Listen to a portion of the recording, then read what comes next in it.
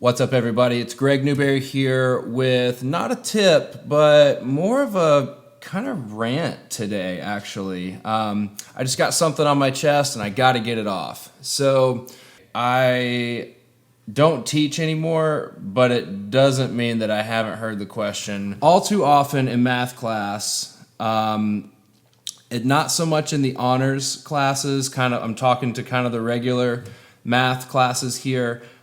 Really often I'll hear this question, when are we going to use this? And what that question kind of insinuates is, hey, I hear what you're saying, but to me it just sounds kind of useless. And what I need that student to understand is it doesn't really matter. I'll elaborate. If it's part of the curriculum and the teacher wants to test you on something and it's relevant to the course, then when you're going to use it outside of that is largely irrelevant. And most of the time, I find that it's a basis on which a student may build an argument that the material isn't worth learning. And I wholeheartedly disagree with you. Please leave me a comment below telling me about some abstract thing that your teacher made you learn, and I would love to use that as an example of a time where we are teaching ourselves to learn. So while you are in high school and beyond, but particularly while you're in high school, many of the things that you learn, you're never going to use ever again. I'll be honest with you, you don't. I remember studying in a biology class about Gregor Mendel and his studies on peas. Remember that guy? He talked about whether some of them were wrinkly and some of them were smooth, and it kind of lent itself to a study of genetics. I'm not a geneticist or anything like that. I don't use that in my daily life. There are 100 other examples, like maybe the Dwight Eisenhower Highway Act of 1956. Shout out Patrick Stokes, my U.S. history teacher. Again, like useless little tidbits of information. But what's the point I'm trying to make here? The point is that all of these things are to help you develop skills, like memorization is a skill.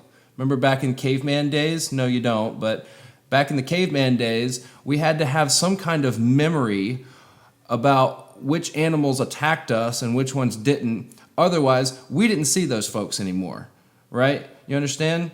We need these skills to get through life. Do we need to know about Gregor Mendel and his peas? Maybe not per se, but there is a large body of knowledge that is simply useful for the purposes of teaching your brain how to learn, how to memorize, how to ration and reason, the processes of logic, how to develop an argument.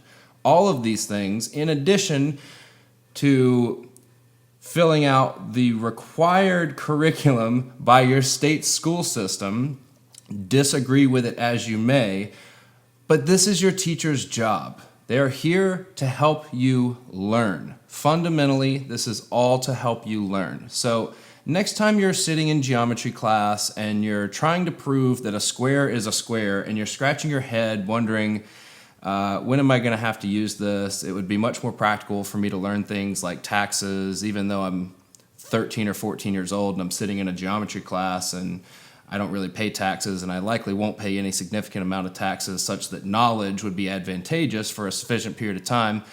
I want you to think about how you are learning and how these things, tedious as they may be, teach your brain how to acquire knowledge that it may not want to at the time.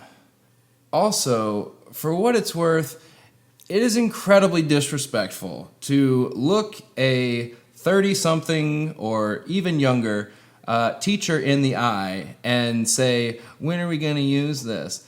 Because it insinuates that you know better than they what you ought and ought not be learning, which is completely ludicrous. So there's that.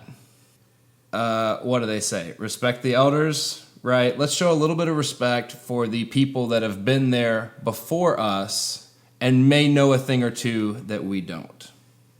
That's it for today, guys. If you found this video helpful or informative, or at least a little bit entertaining, consider hitting that like button and the subscribe icon right here. I'll link another video over here for you guys. There's also a link down below to book me for private tutoring one-on-one. Yeah, that's going to sum it up for today, and I will see you guys in the next one. Later.